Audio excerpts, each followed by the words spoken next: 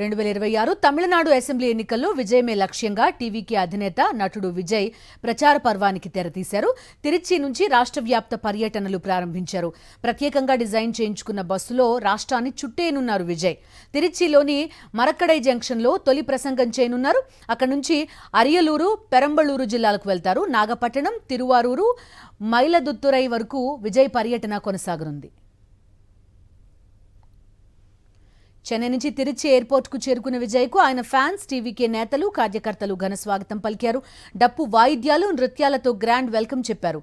TVK జెండాలు, విజయ్ పోస్టర్లు, బ్యానర్లతో తిరుచి నిండిపోయింది.